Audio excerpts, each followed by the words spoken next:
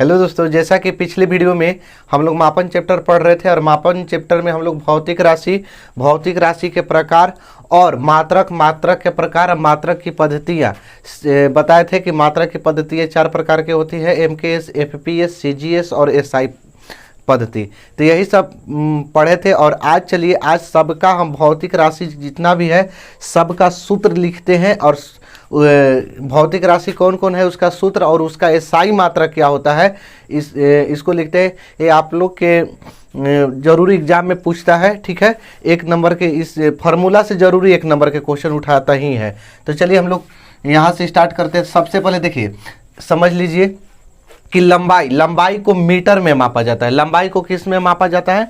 Metre में। लंबाई को किस में? मीटर में।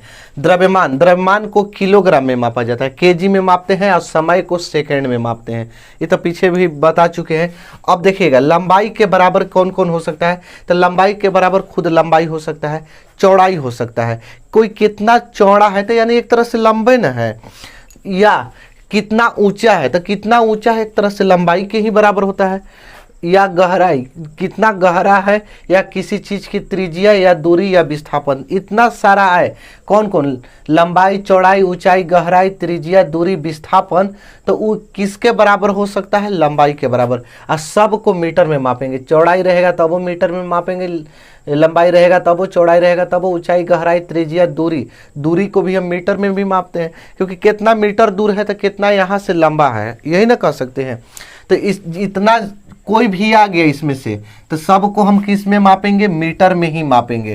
तो चलिए सबसे पहले भौतिक राशि में हम लोग यहाँ से लिखते हैं क्षेत्रफल।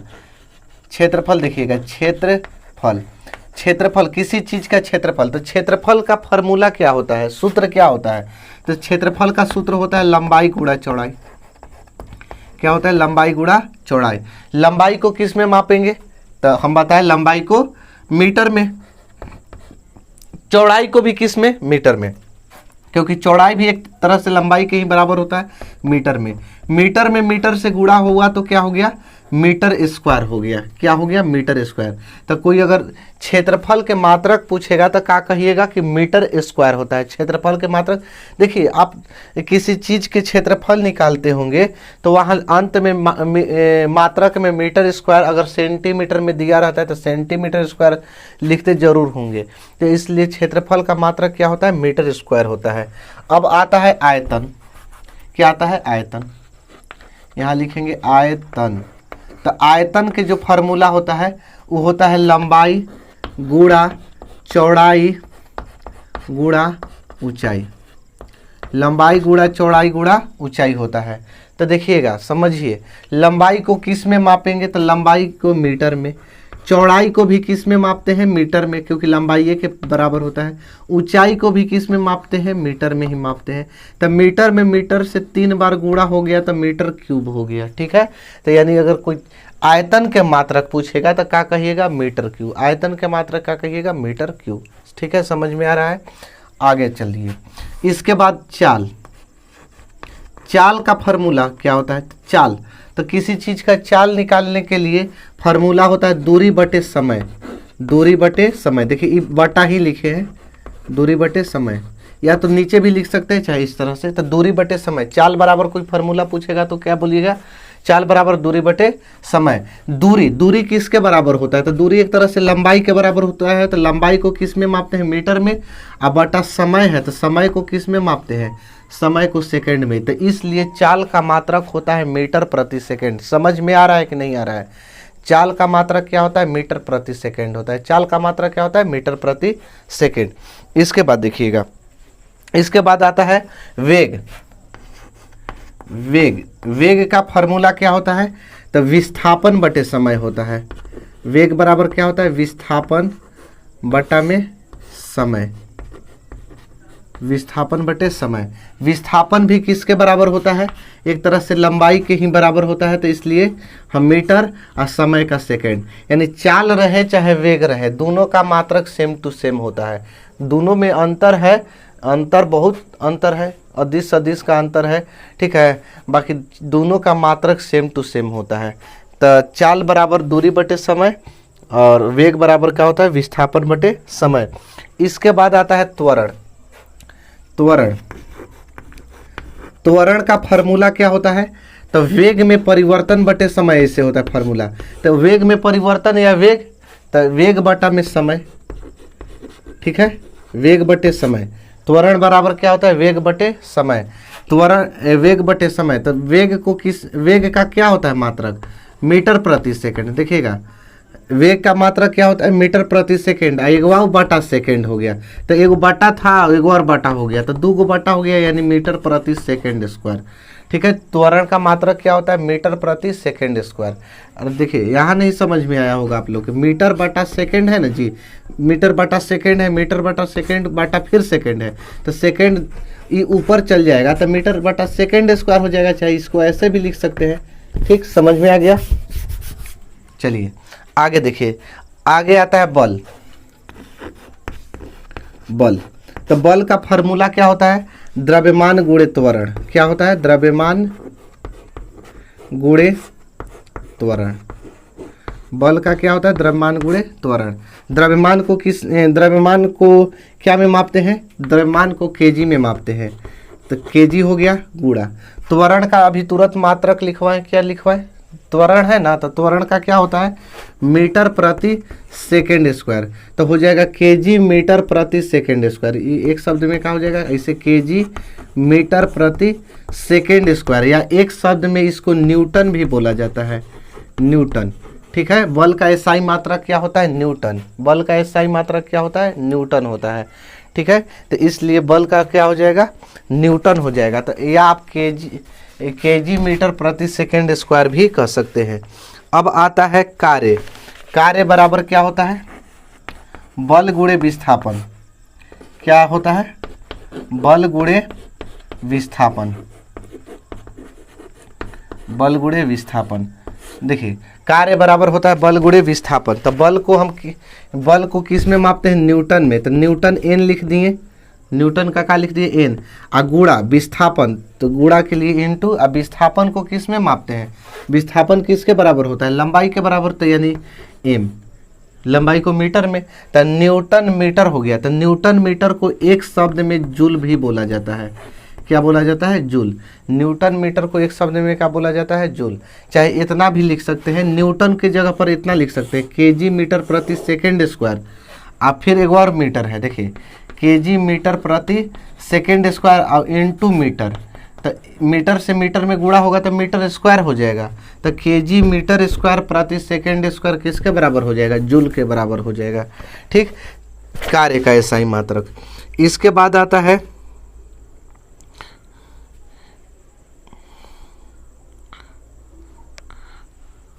शक्ति। इसके बाद क्या है? शक्ति। शक्ति बराबर होता है कार्य बटे समय। कार्य बटा में क्या होता है? समय होता है। कार्य बटे में समय। तो कार्य का एसआई मात्रक क्या होता है? जूल होता है। तो जे लिख दिए, कार्य का एसआई मात्रक जूल। अब बटा समय का होता है सेकंड, तो जूल प्रति सेकंड। जूल प्रति सेकंड को एक शब्द में कहा जाता है वाट। क्या बोला जाता है? वाट। तो जूल प्रति सेकंड को हम क्या लिखेंगे? वाट लिखेंगे। ठीक है, समझ में आ रहा है? अब इसके बाद आता है, इसके बाद आता है दाब। दाब बल बटे क्षेत्रफल। बल बटा में क्या होता है? क्षेत्रफल। बल बटे क्षेत्रफल। तो बल का एसआई मात्रक क्या होता है? न्यूटन होता है। अब बटा में क्षेत्रफल का एसआई मात्रक क्या लिखवाए हैं? Metre square. तो दाब का क्या होगा? न्यूटन मीटर स्क्वायर होगा। चाहे इसको एक शब्द में बोला जाता है पास्कल। क्या बोला जाता है? पास्कल। पास्कल हिंदी में लिख देते हैं, ऐसे पी ए से दर्शाया जाता है, इसको पी ए से दर्शाया जाता है। तो दाब का एसआई मात्रा क्या होता है? पास्कल होता है। ठीक, आगे देखिए, शक्ति हो गया। इसके बाद आता है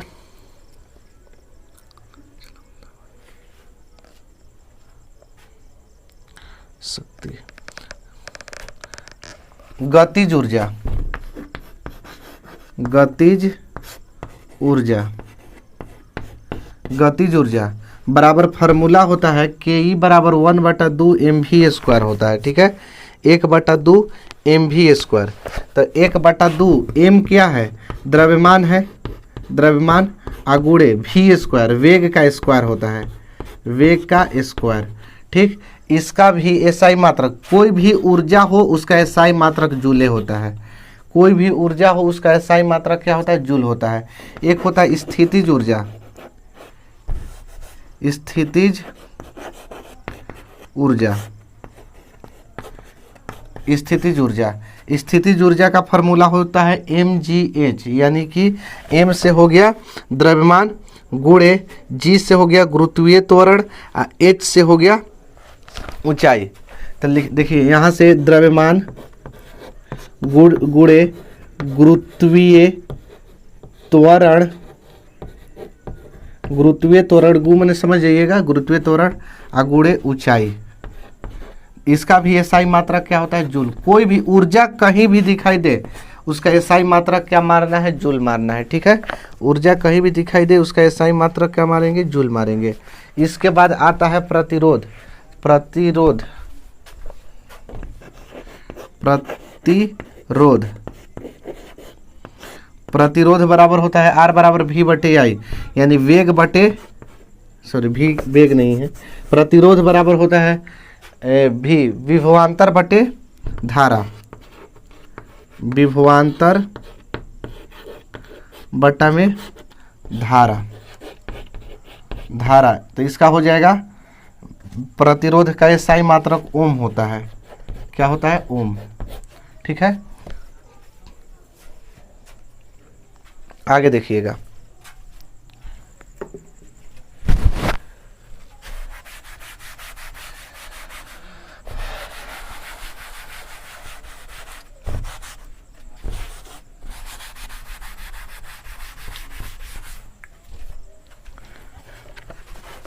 इसके बाद विद्युत धारा, विद्युत धारा।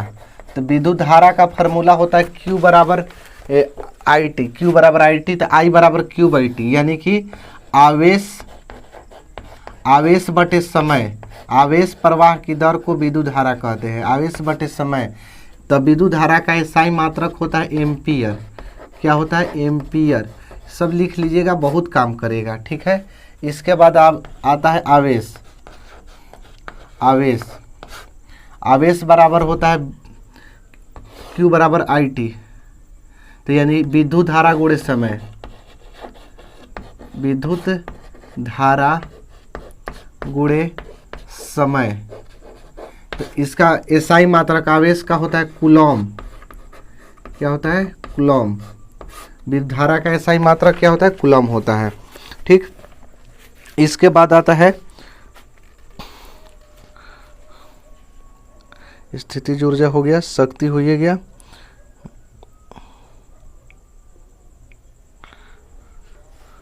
पृष्ठीय तनाव, पृष्ठ तनाव, पृष्ठ तनाव,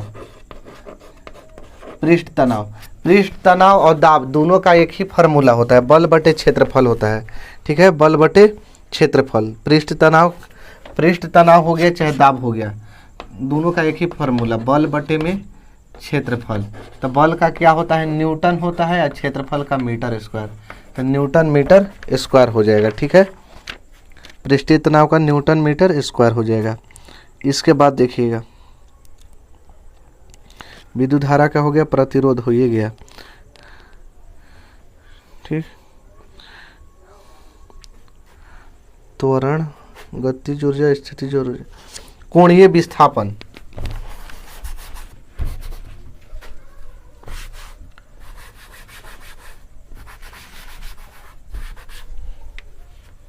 देखिए कोणीय विस्थापन, विस्थापन, कोणीय विस्थापन बराबर फॉर्मूला होता है चाप बटे त्रिज्या, क्या होता है, चाप बटा में त्रिज्या, चाप बटे त्रिज्या। इसका एसआई मात्रक होता है रेडियन, क्या होता है, रेडियन।